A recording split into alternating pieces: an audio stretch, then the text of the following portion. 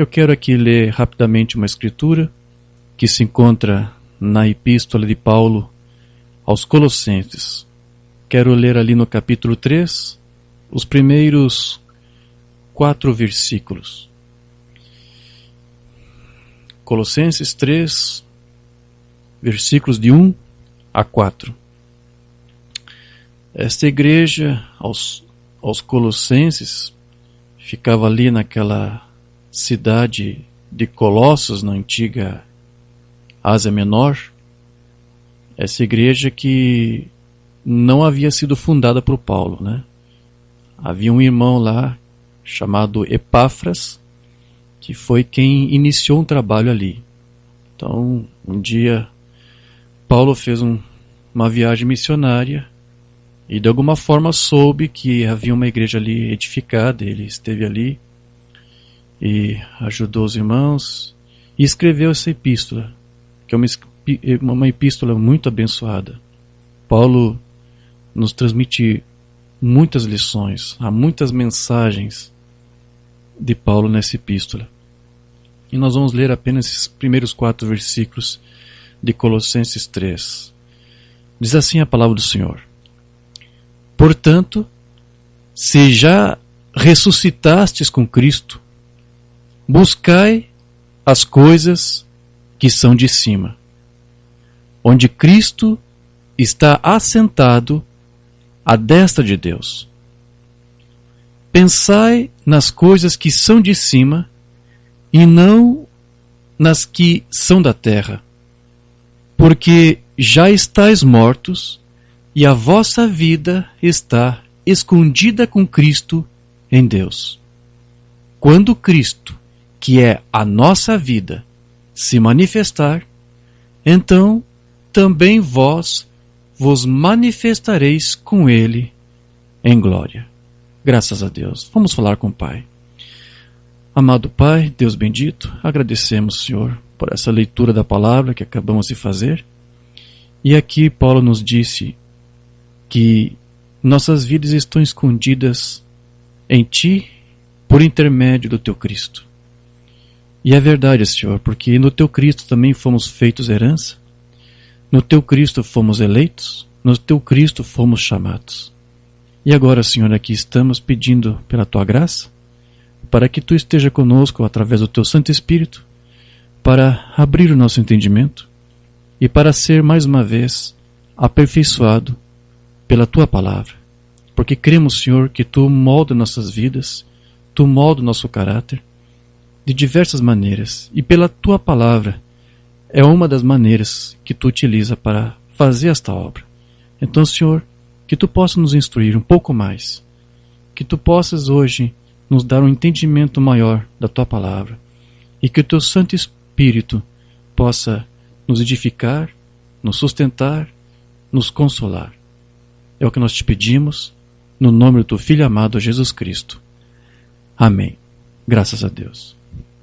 Então, meus amados, aqui Paulo falou que nosso Cristo é a nossa vida. Eu quero dar a esse estudo o título de A Vida de Cristo em Nós, baseado nessa palavra aqui de Paulo e de outras escrituras que vamos ler, e também baseado nas inúmeras lições, nas inúmeras mensagens onde o irmão Branham também, nosso profeta, tratou sobre isto. Você sabe que Paulo, ele ensinava que aqueles que receberam Cristo em suas vidas, eles mortificaram para si mesmos aquele velho homem exterior. E, depois disso, um outro homem surgiu, que é o homem interior. Quando Cristo morreu, o nosso velho homem pecador foi morto juntamente com ele ali na cruz. E quando Cristo foi depois sepultado lá naquele sepulcro, o nosso velho homem ali simbolicamente foi sepultado ali junto com ele. Mas quando Cristo ressurgiu, quando Cristo ressuscitou, nós também ressuscitamos juntamente com Ele em novidade de vida. Não vivendo mais para nós mesmos, mas para Ele.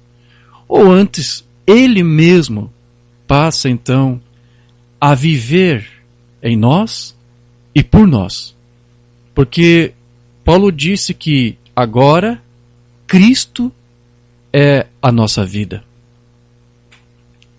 O irmão Brana disse que o Espírito Santo é o sinal da própria vida de Cristo em nós. Eu quero ler uma mensagem onde ele menciona isto.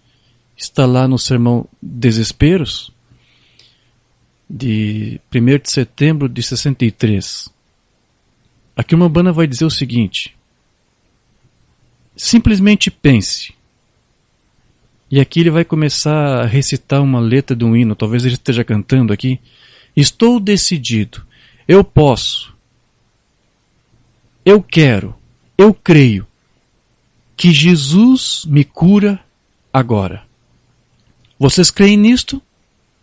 Estou decidido, pela graça de Deus, que nunca pararei até que aquele algo me atinja. Eu subirei ali para que imponham as mãos sobre mim. Agora, Deus nunca falhou conosco. E eu creio que o grande curador agora está perto. Eu creio no Deus que escreveu a palavra. Eu creio no Deus que fez o sacrifício. Eu creio no sinal do Deus que nos limpa do pecado esta noite. O sinal, sua própria vida, está aqui conosco. Eu serei convosco até o fim do mundo. Um pouco de tempo e o mundo não me verá mais. Mas vós me vereis, pois estarei convosco, mesmo em vós, até o fim do mundo. Você crê nisto? Estou confiando nele. Eu creio que ele fará isto. Você não crê? Amém. Então veja, você pode ter todas as mecânicas funcionando corretamente, mas se você não tiver a dinâmica certa, ainda que a mecânica esteja correta, ela não vai funcionar. Ou seja, você pode ter a sua doutrina tão perfeita quanto possível.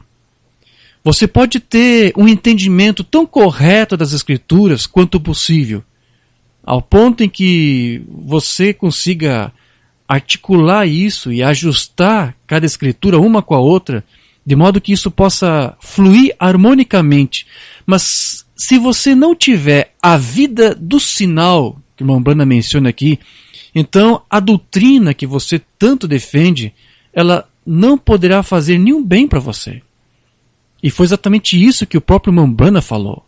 Deixa eu ler isto em um outro sermão, Ao Nascer do Sol, de 18 de abril de 65. Aqui ele vai dizer o seguinte: como as pessoas hoje estão tentando dizer que nós deveríamos lavar os pés uma vez ao ano na quinta-feira, e na sexta-feira deveríamos tomar a comunhão e todas as diferentes doutrinas, eles discutem sobre se você deveria ser neste dia, ou naquele dia, ou se devia ser num dia de sábado, ou no primeiro dia da semana.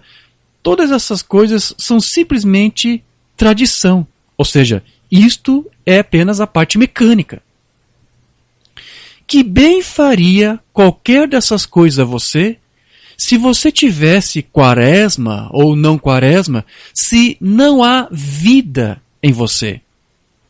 Isso é apenas um memorial, o que não há nada contra isto, mas eles têm certamente levado a cabo as suas tradições, porém deixaram a coisa principal de fora. Satanás não se importa com quão religioso você seja, ou quão correto você possa ser em sua doutrina. Veja aqui, querido, deixa eu fazer uma pausa aqui na leitura. Você precisa entender aqui o que o Umbanda está dizendo nas entrelinhas. O que ele está dizendo é de que você pode ter a doutrina correta e ainda assim continuar sendo um escravo do diabo. De nada adianta, de nada serve você alegar ter o entendimento correto da palavra e ao mesmo tempo não amar o seu irmão, por exemplo. Amém? Então ele aqui diz, não adianta, Satanás não se importa com quão religioso você seja, quão correto você possa ser em sua doutrina. Se você perde esta vida, você não subirá de modo algum.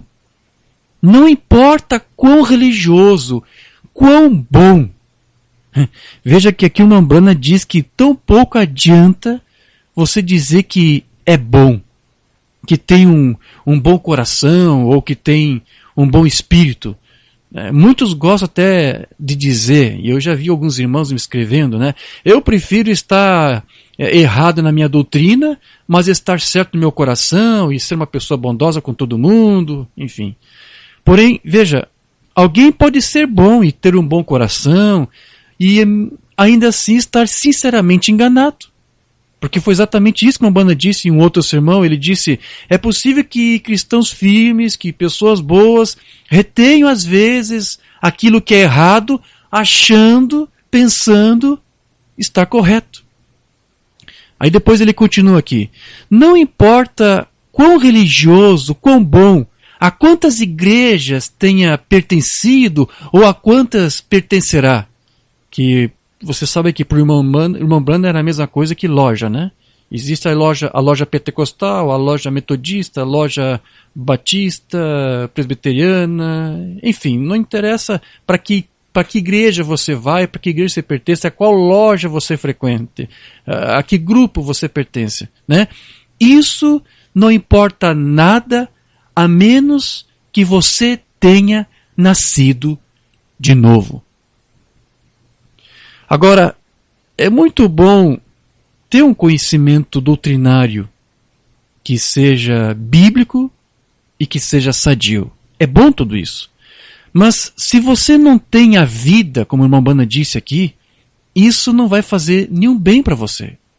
Nenhuma doutrina, nenhuma ação que você faça, nenhuma palavra que você fale, nenhum conhecimento que você tenha, nenhum fruto do Espírito, nenhuma obra que Deus possa realizar através de você, tudo isso não somará em nada se você não tiver a vida dele, a vida de Cristo, vivendo em você e manifestando essa vida através de você. Paulo disse que Abraão possuía 2 descendências e ele até tomava isso como um tipo, porque uma pertencia à promessa, que eram os filhos da eleição, enquanto que uma outra descendência poderia ser até tão boa e religiosa quanto fosse, mas não era da eleição. E como nós já vimos em outras ocasiões, em outros estudos, somente os que são da eleição é que podem realmente morrer para si mesmos e depois nascer novamente, ressuscitar novamente pelo Espírito de Cristo e ter então a vida de Cristo neles. Deixa eu ler onde Paulo disse isso, lá em Gálatas 4, porque ele faz uma alegoria, uma analogia. Gálatas 4, versos 22 a 30. Quero ler tudo isso aqui. Aqui Paulo vai dizer, porque está escrito que Abraão teve 2 filhos, um da escrava e outro da livre. Todavia, o que era da escrava nasceu segundo a carne, mas o que era da livre, por promessa. O que se entende por alegoria, porque estas são as 2 alianças, uma do Monte Sinai, gerando filhos para a servidão, que é Agar. Ora, esta Agar é Sinai, um monte da Arábia, que corresponde a Jerusalém, que agora existe, pois é escrava com seus filhos. Mas a Jerusalém, que é de cima, é livre, a qual é a mãe de todos nós. Porque está escrito, alegra-te, estéril, que não dás a luz, esforça-te e clama, tu que não estás de parto. Porque os filhos da solitária são mais do que os da que tem marido. Mas nós, irmãos, somos filhos da promessa como Isaque. Mas, como então aquele que era gerado segundo a carne perseguia o que era segundo o Espírito, assim é também agora. Eu quero que você preste muita atenção aqui, meu querido, no que Paulo está dizendo aqui para nós. Ele está usando este caso aqui como uma alegoria, como eu disse. Porém, eu quero tomar essas suas palavras aqui para dizer a você que o inverso disso, que Paulo disse, não pode acontecer. Um nascido da carne, ele pode perseguir um nascido do Espírito. Mas alguém que pertence à eleição não sai por aí perseguindo ninguém. Alguma vez você viu Abel na Bíblia tentando matar a Caim? Alguma vez você leu Davi perseguindo Saul para tentar matá-lo? Procure sempre saber quem é o perseguido e quem é o perseguidor, e ali você terá as duas sementes claramente identificadas perante você. Aqueles dois espíritos, as duas vinhas. A igreja natural sempre perseguiu a igreja espiritual. Paulo aqui disse, isso foi lá no passado, e isso também é agora, e isso continua sendo agora também nos dias de hoje. Amém. Continuando aqui a leitura. Mas que diz a Escritura? Lança fora a escrava e seu filho, porque de modo algum o filho da escrava herdará com o filho da livre. De maneira que, irmãos, somos filhos, não da escrava, mas da livre. Amém. Agora, observe que Abraão, então, ele teve duas descendências. Um primogênito, chamado Ismael, e depois um segundo que nasceu, que foi Isaque, que nós sabemos que foi um tipo de Cristo, e de cuja linhagem veio a promessa, e os filhos da promessa. E depois Isaque, ele também teve dois filhos, o primogênito Esaú, e depois, logo em seguida, Jacó. Agora, em Esaú, que foi o primogênito, e depois em Jacó, que veio em seguida, nós vemos o mesmo cenário que Paulo nos apontou aqui, nessa epístola. Agora, alguma vez você já se perguntou por que o primogênito, em ambos os casos, nunca recebeu herança? Porque eles eram um tipo de Israel, o filho primogênito, que era um filho segundo a carne, mas não o filho segundo a promessa. Mas Isaque e Jacó, eles representam a igreja, que é a descendência real de Abraão, a descendência que recebe a promessa. São filhos da promessa. Israel representa a descendência natural de Abraão, e a igreja é a descendência real de Abraão pela promessa, que são tanto os gentios como também os judeus eleitos. Então, somente os filhos da promessa é que podem refletir com as suas próprias vidas a vida de Cristo. E é para Cristo que todos devem ser guiados ou conduzidos, e não para alguma igreja, ou para algum profeta, ou para alguma doutrina específica.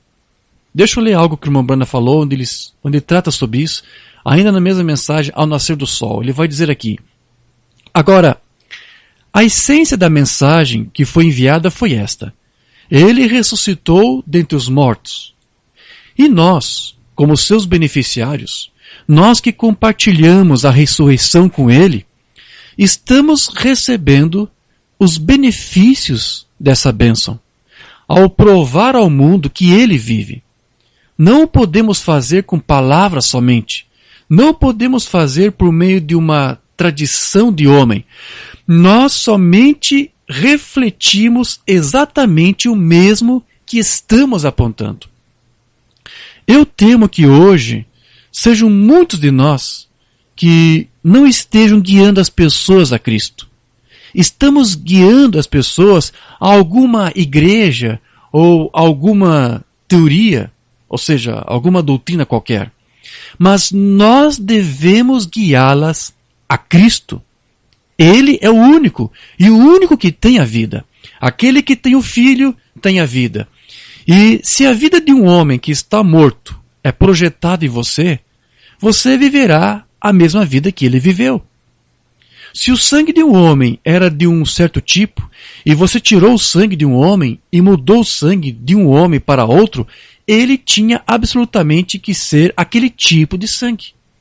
E se o seu espírito que está em você é considerado morto, e você é ungido com a vida que estava em Cristo, que está em você, Romanos 8,11 diz: se o Espírito que ressuscitou a Cristo dentre os mortos habita em vós, ele também vivificará os vossos corpos mortais. Essa mesma vida, os mesmos poderes, os mesmos benefícios que ele tinha aqui na terra, de Deus. Ok, veja, o irmão Branham, ele vai nos dizer que a vida de Cristo na sua igreja dá evidência de si mesmo e de que a sua igreja ressuscitou com ele, enquanto que os outros que não são da eleição o rejeitam porque não são daquela descendência real. E por isso, então, eles não podem tanto morrer como muito menos serem ressuscitados outra vez. Mambana vai falar sobre isso na mensagem Jeová Jiré, de 2 de abril de 64. Aqui Mambana vai dizer o seguinte: a vida que estava nele está em você. Transferir a vida de alguma coisa para outra coisa.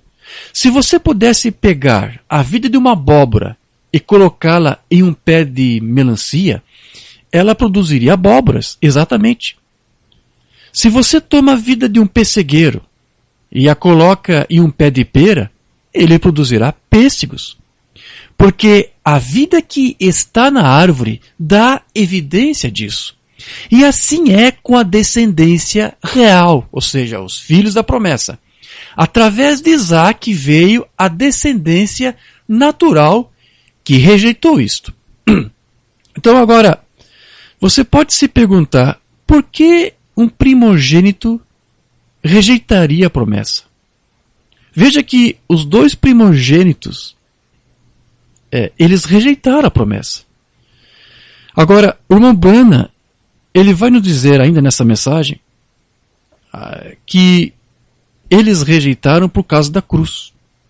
Tudo foi por causa da cruz. Aqui ele vai dizer o seguinte: na cruz de Efraim a Manassés foi transferida a bênção da mão direita para a mão esquerda. Só para lembrar você, aqui o irmão Branham está se referindo àquele momento em que Jacó foi abençoar os filhos de José e ele teve que cruzar, né? Ele atravessou os braços para abençoar os seus filhos, né? Colocando a mão direita sobre o filho que estava à esquerda dele e vice-versa. É disso que é dessa cruz aqui que o irmão Branham está falando, né? Então aqui ele diz: na cruz de Efraim e Manassés foi transferida a bênção da mão direita para a mão esquerda, ou a mão esquerda pertencia à esquerda. Foi do mais novo para o mais velho. Através daquilo mudou toda a situação da descendência natural de Isaac, a qual rejeitou a Cristo. Na igreja natural de hoje, que ainda o rejeita. Então veja que aquilo foi um tipo, né? Aquilo tipifica a descendência natural que rejeita, tipifica a descendência ou a igreja natural hoje, que da mesma maneira rejeita Cristo, rejeita a sua palavra. Mas a descendência real e espiritual de Deus que crê, a descendência real de Abraão, que crê em toda a palavra de Deus, tem uma confirmação do vivo Jesus Cristo ressurreto neles. Que coisa! Certo, amém. Então, vamos apenas ler rapidamente a escritura de onde a irmã Branham tirou isso. Isso está lá em Gênesis, capítulo 48, onde aqui diz que Jacó foi abençoar os filhos de José. A partir do versículo 11, diz aqui: E Israel disse a José: eu não cuidara ver do teu rosto, e eis que Deus me fez ver também a tua descendência. Então José os tirou dos joelhos de seu pai, e inclinou-se à terra diante de sua face. E tomou José a ambos, a Efraim na sua mão direita, e à esquerda de Israel, e Manassés na sua mão esquerda, à direita de Israel. E fê-los chegar a ele. Mas Israel estendeu sua mão direita e a pôs sobre a cabeça de Efraim, que era o menor, e a sua esquerda sobre a cabeça de Manassés, dirigindo as suas mãos propositadamente, não obstante Manassés ser o primogênito.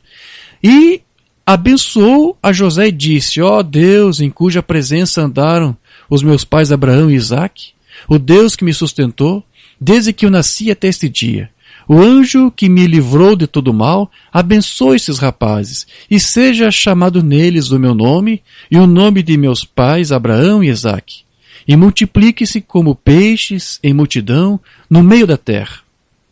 Vendo, pois, José que seu pai punha a sua mão direita sobre a cabeça de Efraim, foi mal aos seus olhos, e tomou a mão de seu pai para transpor de sobre a cabeça de Efraim a cabeça de Manassés. E José disse a seu pai: não assim, meu pai, porque este é o primogênito, põe a tua mão direita sobre a sua cabeça. Mas seu pai recusou e disse: eu sei, meu filho, eu o sei. Também ele será um povo, e também ele será grande. Contudo, o seu irmão menor será maior que ele, e a sua descendência será uma multidão de nações.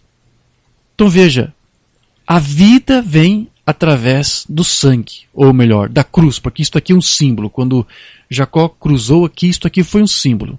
Paulo lhe disse: eu já estou crucificado com Cristo, porém já não sou mais eu quem vive, mas é Cristo que vive em mim. E a vida que eu agora vivo na carne, vivo na fé do Filho de Deus, o qual me amou e se entregou a si mesmo por mim. Então veja, nós vivemos pela sua fé, pela fé de Cristo, pela sua revelação, pela sua manifestação da verdade divina. Então, Jesus, que não tinha nenhum pecado, ele morreu como pecador para que nós, que nascemos em pecado, nos tornássemos na própria justiça de Deus. E isso foi por meio da cruz. Sempre é por meio da cruz. Foi isso que Mambana disse. Na mensagem Jó, servo de Deus, de 55, não temos traduzido, aqui Mambana vai dizer: Jesus se tornou eu para que eu pudesse me tornar ele, o inocente Cordeiro de Deus, que não conheceu nenhum pecado. Ele tornou-se um pecador para que eu pudesse ser feito filho adotivo de Deus. Amém. Aí está o quadro da verdadeira redenção. Então veja que Israel, ele precisou estender os seus braços atravessados em forma de cruz, abençoando o mais jovem com a sua mão direita, embora ele estivesse do seu lado esquerdo.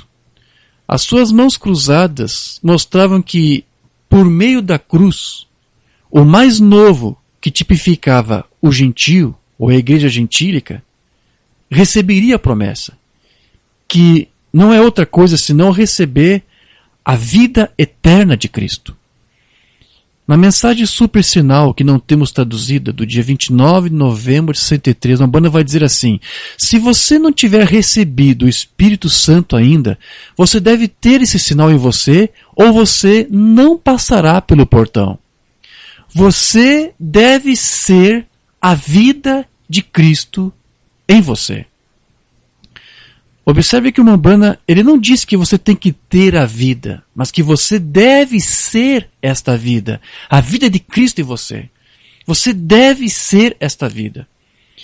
E foi exatamente isso que Paulo disse também. Lá em Gálatas 3, verso 27, Paulo diz aqui: porque todos quantos fostes batizados em Cristo, já vos revestistes de Cristo.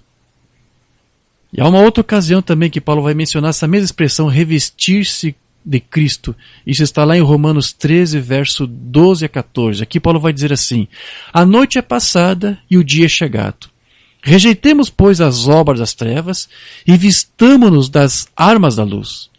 Andemos honestamente como de dia, não em glutonarias, nem em bebedeiras, nem em desonestidades, nem em dissoluções, nem contendas e inveja, mas revesti-vos do Senhor Jesus Cristo. E não tenhais cuidado da carne em suas concupiscências. Ok. Essa palavra revestir aqui, ela vem do grego enduo, que quer dizer entrar em uma roupa, quer dizer vestir-se, ou também significa absorver os princípios ou imitar o exemplo de alguém, copiar o seu espírito. Também significa tornar-se como alguém.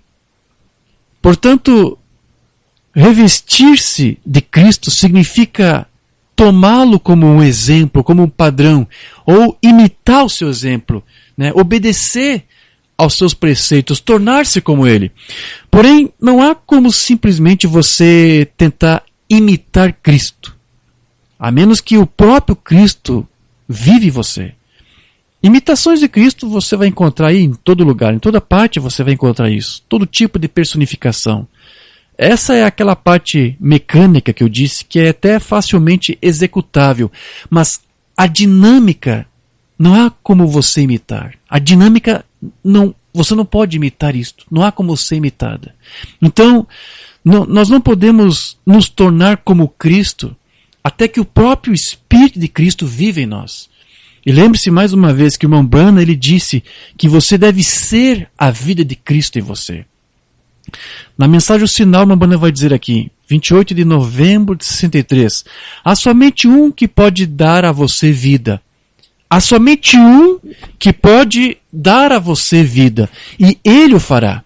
Se você aplicar o sinal esta noite, ele está aqui para dar-se a você e dar-lhe vida. Jesus Cristo é a tua vida.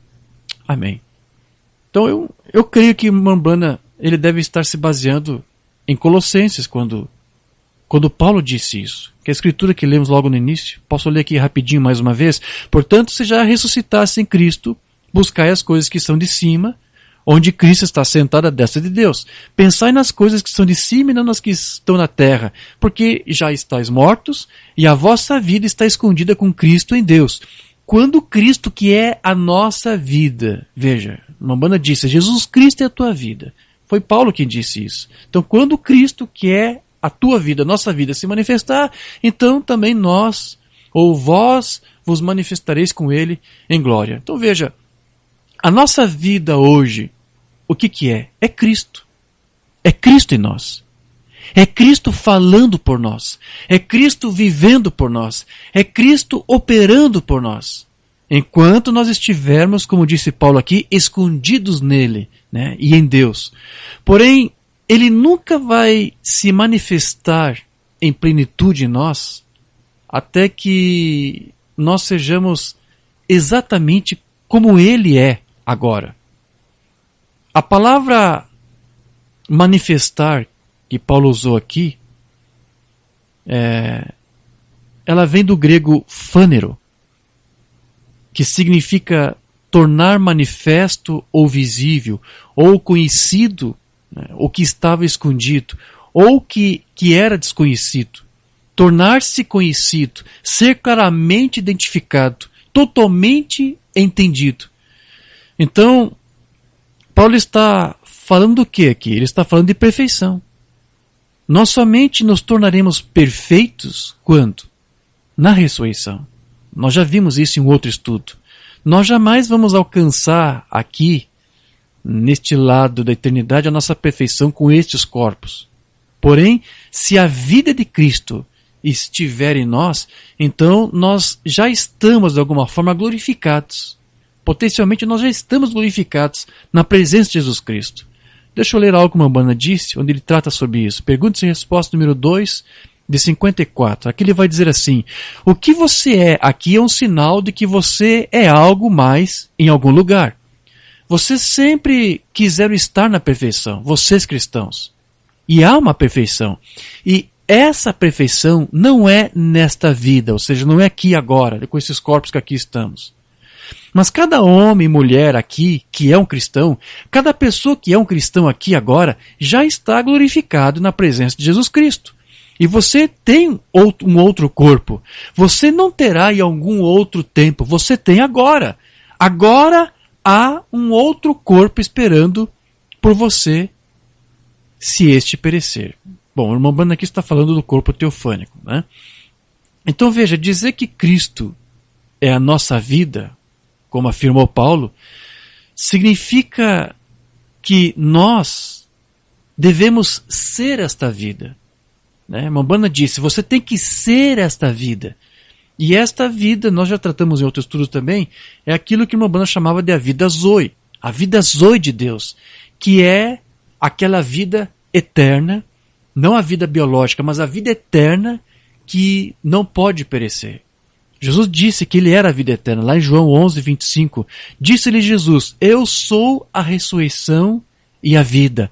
Quem crê em mim, ainda que morra, agora está falando da morte física, né? Viverá. E todo que vive e crê em mim, não morrerá eternamente. Crês isto? Essa tradução que eu acabei de ler para você aqui é da João Ferreira de Almeida, Revista e Atualizada. Eu tenho que mencionar isto porque aqui nessa tradução diz, né, quem crê em mim não morrerá eternamente. Porém, se você estiver nos acompanhando ou você tem uma outra tradução, por exemplo, a Revista e Corrigida, que a maioria lê, né, vai ver que não tem essa palavra eternamente aqui. Né? Você vai encontrar que diz, e todo que vive e crê em mim não morrerá. Crês tu isto? Então a palavra eternamente ficou de fora. Em algumas traduções não existe a palavra eternamente. Porém, alguns estudiosos do grego, como Barnes e outros, eles sugerem que essa tradução deveria ser dessa maneira aqui. Né? Não morrerá eternamente ou não morrerá para sempre. É isto que o grego está sugerindo ali. Né? O que significa que só existe uma forma de vida eterna de fato.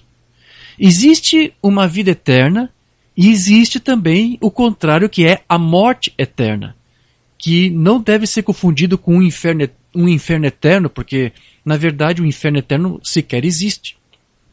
Se fosse possível alguém viver eternamente no inferno, então tampouco lá o morto poderia morrer eternamente ou para sempre. Pois se o inferno fosse eterno, o ímpio teria que de alguma forma viver eternamente lá, não é mesmo? Porém, só existe uma forma de vida eterna, que é esta vida Zoe de Cristo em nós, que deve ser refletida em nosso próprio viver diário, para que Cristo então seja, através desse nosso viver, revelado e conhecido. Mambana vai dizer aqui na mensagem Identificação, de 64, quando você recebe a vida eterna, há somente uma forma de vida eterna, e essa é a palavra grega Zoe. É isso mesmo, irmão? Zoe. A própria vida de Deus. Então, você sendo um filho, você se torna parte dessa vida. Então, a vida que está em você nunca começou e nunca pode acabar. Pense nisso. Ela não pode acabar, porque tudo que é eterno nunca começou. E a vida que está em você nunca começou. Isto é, se você tem a vida eterna, e que é Deus, pois você estava em seus pensamentos lá no eterno, e agora está expresso aqui em um ser humano para a sua glória. Amém. Então, se somos essa vida de Cristo, como disse Mambrana, a melhor maneira do mundo exterior poder algum dia conhecer a este Cristo, a esta vida, a este Espírito, terá que ser de que maneira? Terá que ser através de nós, conhecendo a nós. Porque a nossa vida é Cristo em nós identificado. Brahmana falou sobre isso na mensagem Shalom 64. Deus está no homem e ele está se identificando hoje em sua igreja. No cristão nascido de novo é que Deus se identifica, aquele que permanece Deus. E o mundo exterior somente conhecerá Deus quando eles veem Deus em mim e em você. Essa é a única maneira em que eles vão conhecer a Deus. É quando somos epístolas escritas, epístolas da Escritura, que são lidas por todos os homens. E a vida que vivemos reflete o que está no interior de nós. Um homem é identificado pelas obras que ele faz. Então, é exatamente por isso que João 14:12, de Cristo disse lá, as obras que eu faço, vós também fareis, e fará maiores do que eu, porque eu vou para o Pai. Essa escritura, ela é muito importante para a igreja.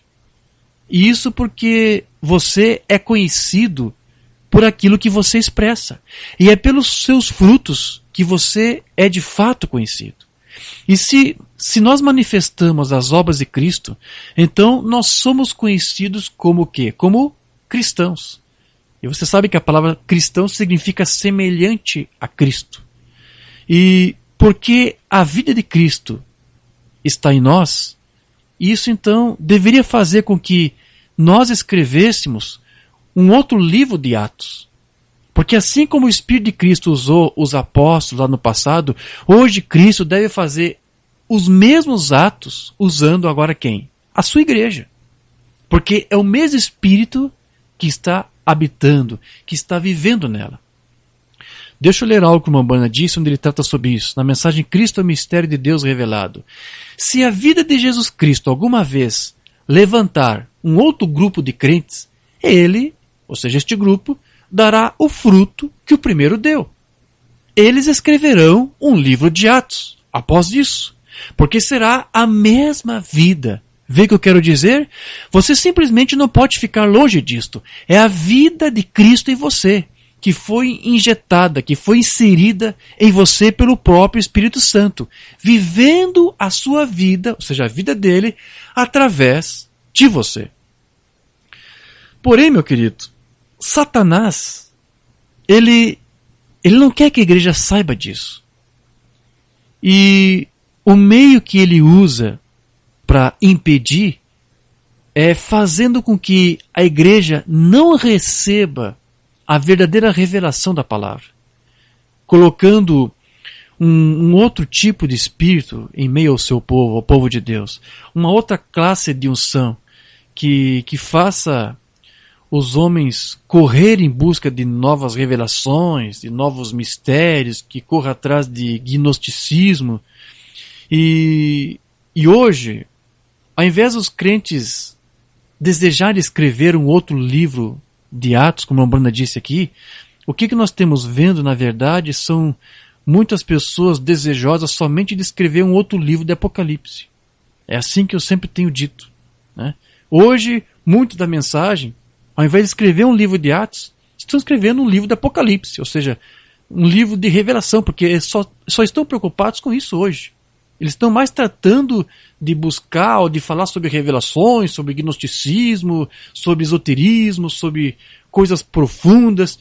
Então, é uma unção que Satanás tem largado no meio do povo para fazer o povo se afastar desse caminho e para seguir para este outro rumo. Então, esta unção, ela torna o povo até bastante religioso. Muito zeloso até, inclusive. Porém, este povo, mesmo com essa unção, mesmo com esse zelo, né, por busca do misterioso, por busca do profundo, do esotérico, mesmo esse povo buscando essas coisas, dizendo que busca Deus, os mistérios de Deus, ele na verdade vai ser um povo morno. E vai ser um povo impotente também. Ele até pode ser frutífero, não vou dizer que ele não é frutífero, mas ele é frutífero para o quê? E para quem? Para o homem, para os programas dos homens, e para as lojas da mensagem, Porque se existe denominações, como a banda chamava de lojas, você não pode entender, você não pode esquecer que muitos grupos hoje que se organizaram são como se fossem denominações. Então o que eles são? Eles são lojas. São lojas da mensagem. Então muitas pessoas estão ungidas com esse espírito errado. E eles não frutificam para Deus. Eles frutificam para os homens, para as lojas dos seus homens, para os seus programas, mas para Deus não. Deixa eu ler algo que uma banda diz aqui, lá no Livro das Eras. Ele escreveu isto, lá na página 5. Agora recorde isto. Cristo, na verdadeira igreja, é uma continuação do livro de Atos. Então veja, o livro de Atos, você sabe, é o livro que conta o relato dos atos do Espírito Santo por intermédio dos apóstolos. Então aqui, uma banda aqui está dizendo, isso não acabou. Né? O Espírito Santo continua atuando ainda hoje. Aonde? Na igreja. Né? Porém, o livro do Apocalipse mostra que o espírito anticristo entraria na igreja e a contaminaria, tornando-a morna, formal e impotente. Ele expõe Satanás, revelando as suas obras.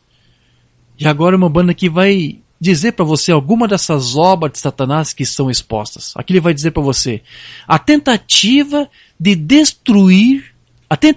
destruição do povo de Deus e descrédito da palavra de Deus.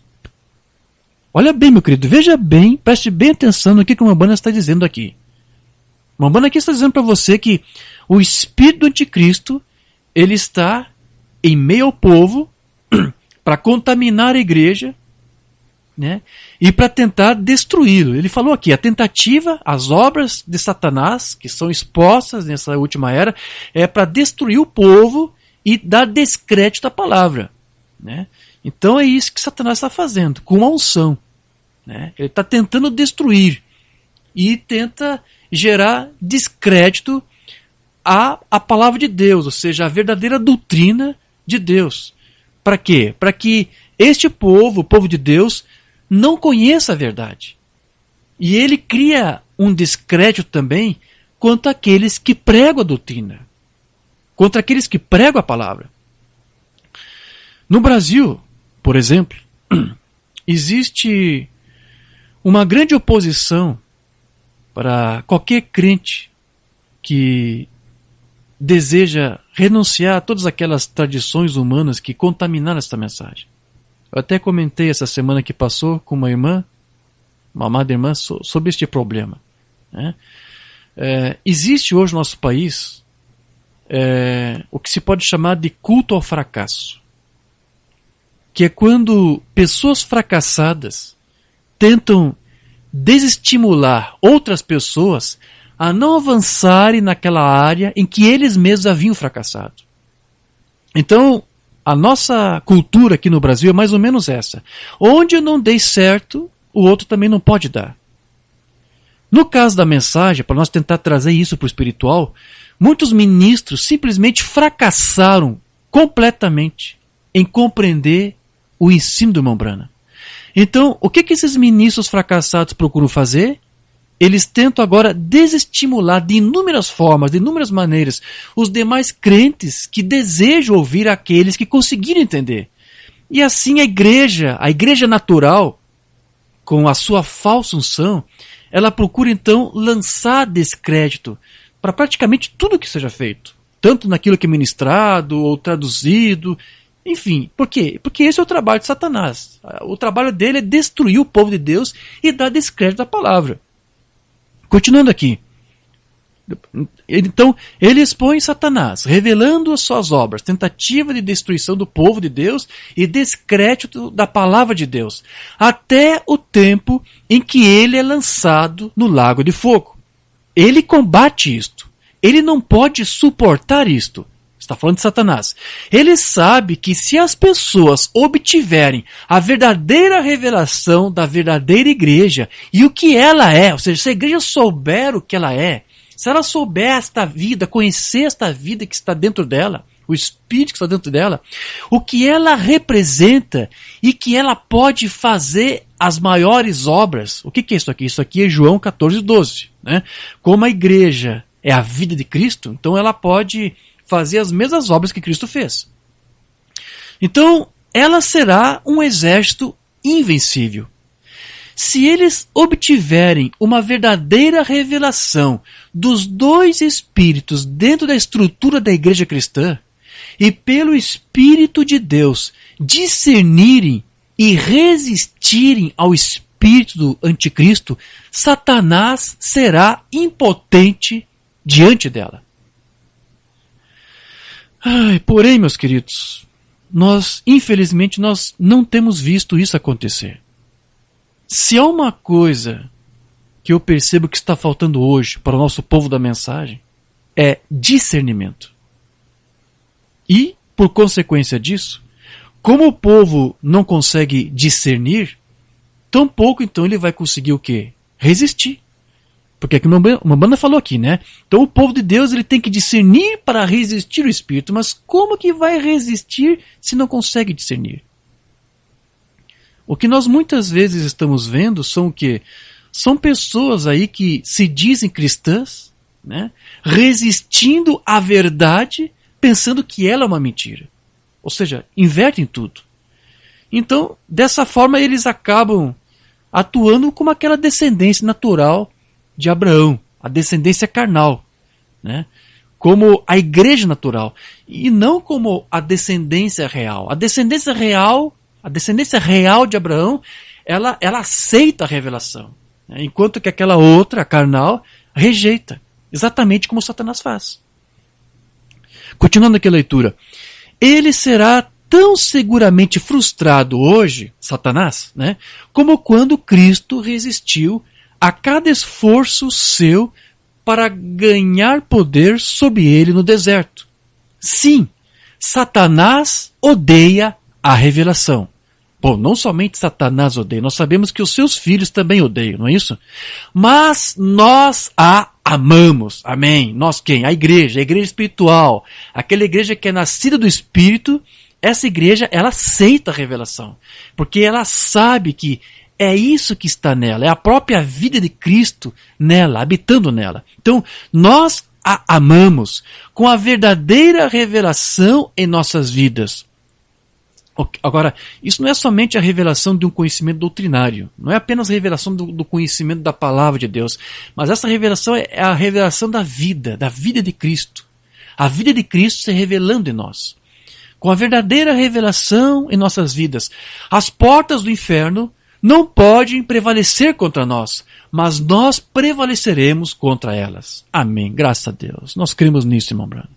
Então veja, queridos, quando a verdadeira revelação entra na igreja, ela entende que ela pode fazer aquelas obras maiores lá de João 14:12. Porque a verdadeira revelação, ela não se trata apenas de um conhecimento doutrinário mais acertado, mas da própria vida de Cristo se revelando em meio ao seu povo. Essa revelação, ela não faz somente a igreja ter um conhecimento da palavra viva de Deus, mas de ser a própria manifestação dessa palavra viva. Deixa eu ler outra coisa que uma banda vai dizer lá no livro das Eras, lá na página 21. Como necessitamos da revelação pelo Espírito. Não precisamos de uma nova Bíblia, não precisamos de uma nova tradução, embora algumas sejam muito boas, e eu não sou contra elas, mas nós precisamos da revelação do Espírito. E graças a Deus que podemos ter o que precisamos, pois Deus quer revelar a sua palavra a nós pelo seu Espírito.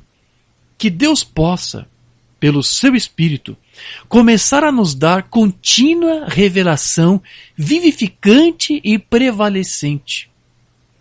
Se a igreja somente pudesse obter uma revelação fresca e tornar-se, por ela, a viva palavra manifesta, nós faríamos obras maiores e glorificaríamos a Deus, nosso Pai, no céu. Então, veja que a revelação que Deus quer nos dar é uma revelação, que uma banda disse aqui, a palavra que ele usou foi vivificante. Essa é a revelação que Deus quer nos dar. É uma revelação que vivifica, né? Porque é uma revelação que realmente nos anima, nos faz sobressair ainda mais aquele gozo da salvação, né? Que nos anima, que nos transforma, que nos regenera. Porque essa revelação é a vida de Cristo em nós. E que não somente nos vivifica, mas também nos leva ao nosso aperfeiçoamento. Aqui o Umbanda vai dizer na mensagem Jesus Cristo é o mesmo, de 56, eu creio que nós não temos traduzida. Observe, se Jesus fez essas duas coisas naquele dia, e Ele ressuscitou dentre os mortos, e Ele é o mesmo ontem, hoje, eternamente, Ele está obrigado à sua palavra. Agora, seu corpo físico se assenta à destra de Deus. Você crê nisso, não é? Ou seja, Jesus Cristo, hoje, o Cordeiro de Deus, Ele está lá no trono do Pai, assentado, lá no trono do Pai, no trono de Deus, enquanto seu Pai, enquanto Deus mesmo, tem descido até aqui na terra e habitado entre nós na forma do Espírito Santo. Amém. Mas o Espírito Santo está aqui. Ele desceu, ele está aqui trabalhando através de seus vasos santificados. Presta atenção que o Umbanda aqui disse vasos no plural, vasos santificados. E Deus colocou na igreja o quê? Primeiro apóstolos, depois profetas, depois mestres, depois evangelistas, depois pastores. É isso mesmo? Para o aperfeiçoamento da igreja. Deus fez isso. Não é o pregador que prega, é Deus pregando através dele. Não é o profeta que vê visões, é Deus falando através dele. E aí ele vai aqui citar as palavras de Jesus. Eu não faço nada a não ser que o Pai me mostre primeiro o que fazer. Então veja, querido, da mesma forma, Deus faz com a sua igreja, o corpo místico de Cristo. Não, a igreja de Cristo, assim como Cristo, ela também não vai fazer absolutamente nada, a menos que Deus diga a ela o que fazer. Jesus disse, eu não posso fazer nada sem que primeiro o Pai me mostre. Esse é o Espírito que estava nele. E o Espírito que está na igreja vai levar a igreja a fazer a mesma coisa. Você não vai fazer nada, a igreja não vai fazer nada. Ela não vai ensinar nada. Ela não vai afirmar nada que seja contrário à palavra de Deus. Então, não somente o ministério quíntuplo, mas cada membro do corpo de Cristo tem um papel a cumprir e a desempenhar. E será Deus mesmo, assim como Deus nos apóstolos, assim como Deus no ministério atua, Deus também vai atuar em cada filho seu, em cada filha sua, né? Deus vai operar e vai trabalhar através deles, porque eles são a vida dele. Eles são a vida de Cristo. E a vida de Cristo está neles. E se a vida de Cristo em nós está produzindo essas obras, fazendo esta obra em nosso meio, esta vida de Cristo em nós deve não somente operar por meio de nós, como também moldar nossas vidas, moldar o nosso caráter, dia a dia após dia. Ele usará não somente a sua palavra para isso, mas às vezes Deus também pode fazer uso de algumas outras situações do cotidiano. Às vezes podem ser até algumas situações difíceis, situações imprevisíveis que aparecem e que até fogem do nosso controle, mas que na verdade jamais fogem do controle de Deus. Tem coisas que parece que fogem do nosso controle, mas de Deus, meu irmão, de Deus não foge, nada foge do controle de Deus. Eu lembro que eu li há tempos atrás num daqueles livros do Reader's Digest, uma pequena oração que uma senhora disse que costumava fazer. Eu nem vou lembrar das palavras exatas, eu vou só apenas parafrasear. Ela dizia mais ou menos assim: Senhor, eu não oro a Ti para que Tu me livres, ou para que impeças de vir sobre mim algum tipo de problema qualquer. Mas só o que eu te peço é para que eu seja forte e sábia para eu enfrentar o problema se caso ele tiver realmente que vir até mim. Então, como eu já devo ter dito também em outras ocasiões, você nunca mais é o mesmo depois de um problema, depois de uma luta ou de uma situação difícil. Ou você tira proveito do problema para desenvolver a tua fé, desenvolver a tua maturidade, a tua persistência, o teu caráter, a tua perseverança, ou você simplesmente se entrega e desperdiça aquela oportunidade que Deus te deu para crescer e ser aperfeiçoado por aquilo. Deus, Ele quer nos aperfeiçoar. Deus quer nos levar a uma maturidade, para que a sua própria presença possa ser refletida através de nós. E a melhor forma de fazermos isto é seguir aquele mesmo exemplo do Filho de Deus, que padeceu de inúmeras formas, de diversas maneiras, e mesmo assim ele aceitou todo tipo de provação, todo tipo de problema, porque ele sabia que era o seu Pai que estava lidando aquilo tudo, todos aqueles problemas, para lhe moldar, para lhe aperfeiçoar. Mambana diz aqui na mensagem identificação, nós não temos traduzida, 23 de janeiro de 63, ele vai dizer aqui, temos que assumir o inteiro e completo Evangelho, nós devemos. E agora, sendo que temos nos identificado como pessoas cheias do Evangelho, vamos moldar o nosso caráter. Somos convidados a sermos moldados à sua imagem, para que possamos refletir a sua presença. E as obras que eu faço, vós também as fareis. A vida que eu vivo, assim vivereis. Porque nós temos em nós a vida dele. Somos convidados por Deus a tomá-lo como exemplo e deixar que o nosso caráter seja moldado como o seu. Oh, que coisa, que coisa. Então, quando nós deixamos o seu caráter estar em nós, então nos tornamos filhos, por termos a mente de Cristo, a mente que é o seu caráter. A mente dele torna-se o teu caráter. Deixe que a mente, disse Paulo, de Cristo, esta mente que estava em Cristo, esteja em vós. Deixe que a mente de Cristo esteja em você. Ela molda o caráter de um filho de Deus. Então, se a presença de Cristo é refletida na sua igreja, então será dessa maneira que a igreja será conhecida e identificada. Porque o próprio Cristo, na verdade, vai atuar e vai viver por meio da igreja. Mambanda vai dizer aqui na mensagem a fé que uma vez foi dada aos santos de 57. Jesus disse, se não faço as obras de Deus, então não crê em mim. Mas ele fez as obras de Deus.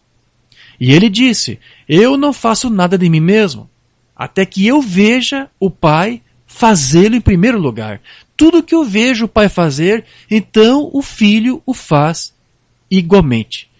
Veja aqui, querido, havia muitas situações que Jesus enfrentava, como eu disse. E muitas vezes ele nem sequer sabia, na verdade, como proceder. Jesus não sabia. Até que Deus mostrasse para ele o que ele deveria fazer. O que ele deveria falar, ou para qual cidade ele deveria ir, ou que tipo de decisão que ele deveria tomar. Quando chamaram Jesus aquela vez para orar por Lázaro, que estava enfermo, Jesus não foi simplesmente orar, ou deixou de orar porque ele simplesmente não quis. Não foi isso. Ele não foi orar porque ele simplesmente não quis. Ele não foi porque ele não se sentiu guiado aí. Talvez Jesus até tinha tido já naqueles dias uma visão. Talvez Deus até havia dado para ele uma visão, mostrando que ele iria sim orar por Lázaro, mas morto, orando para que ele ressuscitasse. Então, quando ele recebeu uma notícia de pessoas dizendo, olha, Lázaro está enfermo, precisamos que o senhor vá lá e ore por ele, Jesus sabia, pela visão que ele recebeu, que aquilo não iria funcionar. A visão que ele teve não era de orar por um Lázaro enfermo. A visão que ele teve foi de orar por um Lázaro morto. Não para que ele curasse o doente, mas para que ele ressuscitasse o morto. Então, Jesus ele sabia de algumas coisas que ele tinha que fazer, mas ele não poderia fazer até que Deus lhe dissesse, agora vai e faça. Ele tinha que esperar o tempo, o time de Deus. Né? Então, tome isto como exemplo para você. Jesus ele não fazia nada sem antes saber de Deus o que ele deveria fazer, que decisão ele deveria tomar. E Cristo ele tem que ser o nosso padrão, ele tem que ser o nosso modelo. Então, nós temos que fazer isso. Você tem que fazer isso. Ore para cada escolha que você tiver que fazer. Para cada decisão que você tiver que tomar. E espere, aguarde, até que você saiba, de alguma maneira, o que Deus realmente quer que você faça. Ok, continuando aqui a leitura. Ele disse, aquele que crê em mim, as obras que eu faço, vós também as fareis. Assim era a igreja. Cristo deixou isto para que a sua igreja tivesse o seu Espírito. E o Espírito de Cristo atuará e agirá e viverá como Cristo. Ou seja, sua igreja, né, na verdade, sua igreja vai agir assim, vai fazer isto. A igreja vai atuar, a igreja vai viver como Cristo. Amém. Como podemos nos separar a nós mesmos quando Cristo ensinou o amor fraternal? Nisto todos saberão que sois a minha igreja. Como? Como que as pessoas vão saber que nós somos a igreja de Deus? Porque temos a doutrina correta? Quando a igreja estiver seguindo algum homem da hora?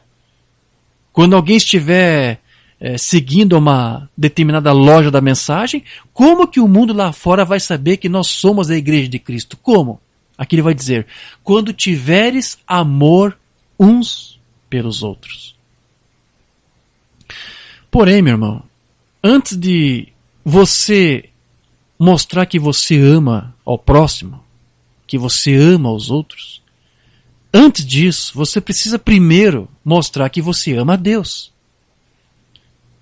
E a melhor forma de você demonstrar o teu amor a Deus é agir como aquele descendente real de Abraão, como a igreja espiritual, que não rejeitará nenhuma parte da sua palavra. Antes estará disposto a sacrificar até mesmo a sua própria razão para aceitar o que Deus disse.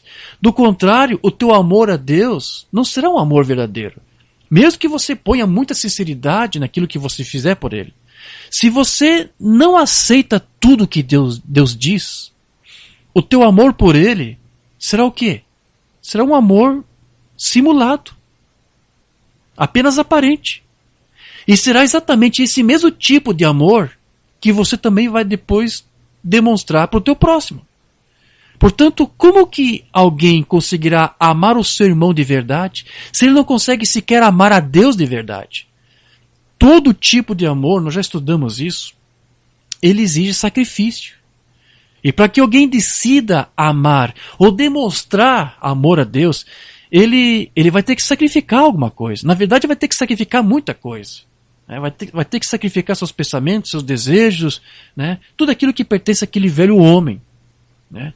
Somente quando alguém souber como amar a Deus de verdade, é que ele então vai saber como amar a sua esposa, como amar o seu marido, como amar os seus irmãos. Então, Deus, é a Deus primeiro que nós temos que saber como amar. Se você não souber amar a Deus, você não vai saber amar a mais ninguém. Então, quando nós sabemos como amar a Deus, porque amamos a sua palavra, é então que a sua vida estará em nós, que é o sinal do seu Espírito. Pois é o Espírito de Cristo em nós que fará nós agirmos como Ele agiu e termos aquele mesmo amor que Cristo teve e que Cristo ainda tem por nós. Deixa eu ler algo aqui na mensagem que iríamos ver Jesus, não temos traduzido, de 57. Mas agora, enquanto Ele está aqui trabalhando com a sua igreja, na forma do Espírito Santo, então, se o seu Espírito estiver conosco, Ele agirá exatamente como Ele agiu quando Ele esteve aqui na terra. Ele fará você agir da mesma maneira. Sim, porque a vida dele está em você. O Espírito dele está em você. Você vai fazer a mesma coisa que Ele fez. Você vai amar como Ele amou. Você vai falar como Ele falou. Você vai pensar como Ele pensou. Você vai saber esperar como Cristo soube esperar. Porque não é mais o teu espírito, é o espírito dele em você, o espírito de Cristo em você. As coisas que eu faço, aquele que crê em mim, São João 14:12, as obras que eu faço, vós também as fareis. Vê? Nós faremos as mesmas obras, nós pensaremos os mesmos pensamentos, nós viveremos o mesmo tipo de vida. Se o Espírito de Deus está em você, isso faz você viver como Cristo, semelhante a Cristo. Então, você se torna uma carta escrita, lida por todos os homens, Cristo em vós, refletindo a sua luz de você. Como Deus estava em Cristo reconciliando o mundo consigo mesmo e refletindo a Deus a partir do seu próprio corpo. Ninguém jamais viu a Deus em tempo algum, mas o unigênito do Pai o declarou. Deus estava em Cristo. E o que era a atitude de Cristo era a atitude de Deus. Porque os dois, o Pai e o Filho, Deus e o seu Filho, trabalham juntos.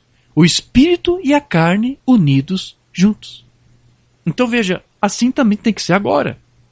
Aquele Cristo que estava nos apóstolos está hoje na igreja, para que hoje Cristo, o Espírito e a carne da igreja possam ser juntos, um só. Para que aquilo que a igreja estiver fazendo, seja Cristo fazendo através dela. Então, se alguém diz ter a vida de Cristo, mas não faz as obras de Cristo, a sua vida, a vida de Cristo e a luz de Cristo não pode estar nele. Deixa eu ler mais uma outra mensagem aqui que uma banda menciona sobre isso. Sou eu, não temais. Não temos traduzido. Esse é de 62.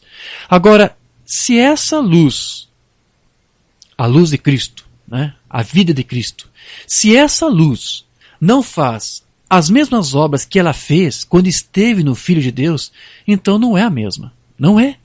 Mas se ela faz as mesmas obras, assim como eu disse, se você pudesse tirar toda a vida de uma macieira, cada pedacinho da vida, e transferisse a vida de uma árvore de pera em uma macieira, ela produziria peras, vê?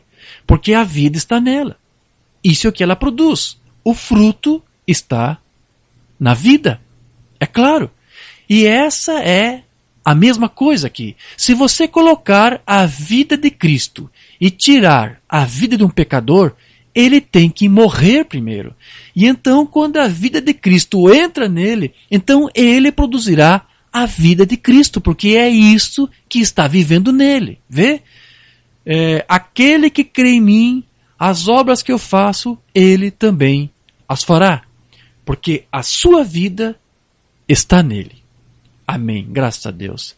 Deixa eu só ler mais uma outra mensagem aqui. Nós também não temos traduzido. Chamando Jesus à cena de 63.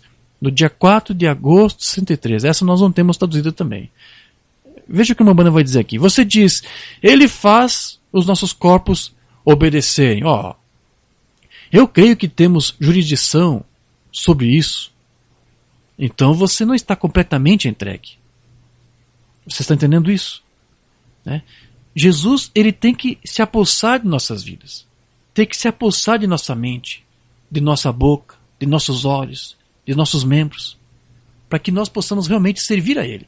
Se você diz, não, Deus tem que me respeitar, Deus tem que respeitar meu livre-arbítrio, né? Então o profeta aqui está dizendo, então se você pensa assim, então você não se entregou, você não morreu ainda para si mesmo. Porque quando você morre para si mesmo, é Cristo em você, é Cristo falando por você, é Cristo vivendo em você, a vida de Cristo em você. Depois ele continua, porque você não é mais de si mesmo, você está morto. Vós mesmos estáis mortos e a vossa vida está escondida em Deus. Veja, aquilo que nós lemos lá no início, Colossenses. Vossa vida está escondida em Deus através de Cristo e selada pelo Espírito Santo. Como que você ficará longe disso? Eu acho que precisamos de um avivamento. Nossas vidas estão mortas. Estamos mortos. Seus próprios pensamentos. Você pensa pensamentos puros. Aqueles velhos pensamentos mundanos que conduzem você para fora, você está morto para isso. E a sua vida está escondida em Deus através de Cristo e selada pelo Espírito Santo. Que posição, que segurança, que coisa. Até quando? Até o próximo avivamento? até o dia da sua redenção. Efésios 4:30. Não entristeçais o Espírito Santo de Deus, no qual estáis selados até o dia da redenção.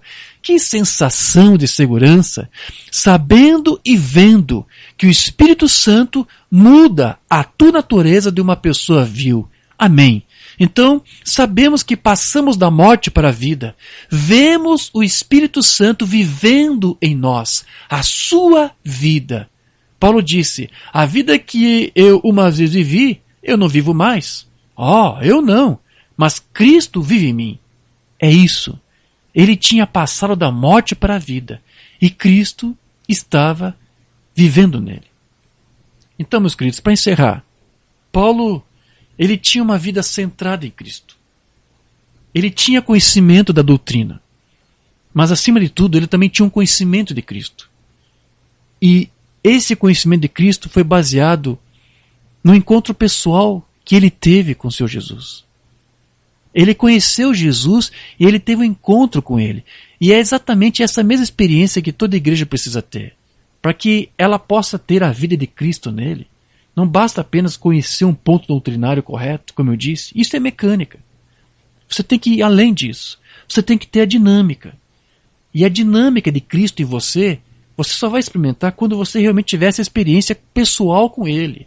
Esse encontro pessoal que cada filho de Deus individualmente precisa ter. Não somente conhecer a sua palavra, mas conhecer o autor da palavra, do qual meu Brano até disse que se gloriava muito. Ele dizia, olha, eu posso não conhecer muito bem a palavra, eu posso não conhecer muito bem a Bíblia. E claro que ele estava sendo ali muito singelo, porque na verdade ele conhecia muito bem a Bíblia. Ele disse, eu posso não conhecer muito bem a Bíblia, mas certamente eu conheço o seu autor. E é isto, a igreja tem que ser isto, ela tem que conhecer o seu autor, ter uma experiência com o autor. Só assim então ela vai ter a dinâmica que vai fazer Cristo nele, Cristo em você, Cristo no crente, habitar, falar, agir. Eu leio esta última palavra aqui do irmão Brana e eu encerro esse estudo. Mensagem que não temos traduzida, um absoluto, do dia 27 de janeiro de 63. A razão pela qual ele tinha esta vida centrada em Cristo é porque ele, está falando de Paulo, ele, Paulo, pessoalmente, deixando agora de lado o seu ensino, ele encontrou pessoalmente a Cristo. E essa é a única maneira em que você pode alguma vez conhecê-lo, que é encontrá-lo. Vê? Agora, conhecê-lo é vida. Nem mesmo conhecer a sua palavra, que é tão bom quanto possa ser, mas mesmo assim você tem que conhecê-lo. Conhecê-lo é vida. Amém? Foi isso que fez Paulo dizer, não sou mais eu quem vive, mas Cristo vive em mim. Por que isso? Porque ele conhecia uma palavra? Não. Porque ele conheceu Cristo pessoalmente. Então, meus queridos, que Deus nos ajude. E que Deus ajude a cada um dos seus filhos, para que eles possam ter essa mesma experiência que os apóstolos tiveram. E que os santos, os eleitos da promessa, os filhos da descendência real de Abraão têm que ter este encontro pessoal com Cristo. Para que esta vida de Cristo possa, de fato, habitar nele. Revestir-se de Cristo, que como vimos no grego quer dizer imitar Cristo. Mas você tem que ir além de simplesmente imitar. Você não vai, de fato, imitar Cristo simplesmente. Você vai deixar que o próprio Cristo em você habite em você e fale por você. Faça as obras por você. Que Deus nos ajude, queridos. Amém. Vamos orar aqui. Querido Deus, amado Pai, agradecemos por esse estudo simples que acabamos aqui de ter, de meditar. E quão prazeroso, Senhor, quão prazeroso meditar em tudo isto. E crer que tudo isto é real. Tudo isso é muito maravilhoso, Senhor. Nós cremos que Tu ainda está fazendo esta obra. Tu ainda está instruindo a Tua igreja a se revestir de Ti, a se revestir da armadura da fé, da couraça da justiça, do capacete da salvação, da espada. Senhor, nós estamos aqui porque nós cremos que esta é uma obra que Tu ainda está fazendo. Tu ainda quer se manifestar, Tu ainda quer se revelar através de nós. Então nos ajude, Senhor. Nos ajude a ter o discernimento da Tua palavra, de forma que com esse discernimento nós possamos resistir a qualquer outra coisa contrária à Tua palavra. Sim, Senhor. É algo que sentimos que está faltando. Que Tu nos ajude a ter esse discernimento para ver a Ti em todas as coisas, para buscar a Ti e ver naquilo que estamos fazendo, se há algo que não tem Te agradado. O que há algo de nós que talvez não está se enquadrando com a Tua palavra. Senhor, nos ajude. Nos ajude a ter esse discernimento para cortar isto. Sim, Senhor. Tirar isso de nós. Aquilo que ainda pertence ao velho homem, que talvez ainda esteja em nós. Que Tu possas remover isso, Senhor. Para que nós possamos viver isto. Nós não queremos apenas ter um conhecimento de Ti. Nós queremos ter uma experiência real de Ti. Nós queremos ser realmente transformados, ter nossos caráteres moldados. Faça isto em nós, Senhor. Molda o caráter da Tua igreja, para que ela possa dar esse testemunho. Porque o mundo externo não pode saber nada de Ti, a menos que o mundo conheça a ela, a igreja. Porque é a igreja que vai refletir a Ti. Ajude-nos nisso, Senhor. Que possamos refletir o Teu caráter, que possamos refletir a Tua luz. Aquela mesma luz que esteve lá na igreja primitiva, que esteja agora conosco, Senhor. Ajude-nos em tudo, e nós daremos testemunho disso, e nós falaremos disso. Nós Te agradecemos, Pai. Te damos graças no nome do Filho amado Jesus Cristo. Amém. Amém. Graças a Deus.